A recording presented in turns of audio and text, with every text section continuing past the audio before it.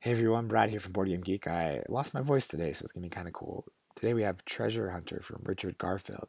It's a drafting game published by Queen Games, and this digital version hopped out of nowhere. So let's take a look and see how this game that I've actually never played plays in a digital realm. So much like something like Seven Wonders, you're going to be drafting cards.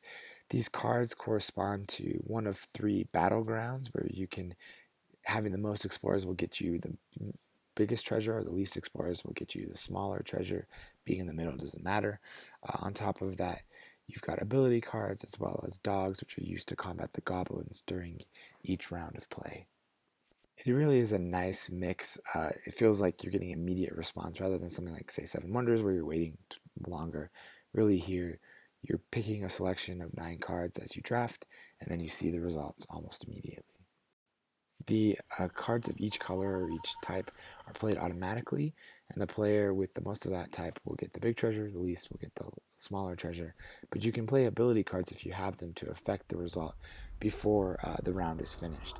So it's a lot about planning ahead and preparing so you can get the best profit from each treasure run. The game features local as well as online play. On top of that, there is a tutorial which actually had crashed on me a few times, but I got the major points of the game and brushed up on the rulebook after that. Uh, you can play against AI or local opponents. You have some basic options, as well as achievements that you can get as you play. I really do enjoy drafting games, and Treasure Hunter is a pretty interesting one.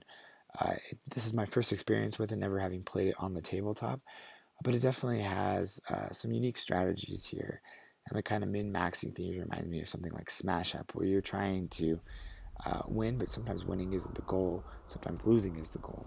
So it's really interesting to draft, say, I'm going to just draft one of this color. Oh, I found the number one. Okay, I have a good chance of losing this one, which is what I want to do.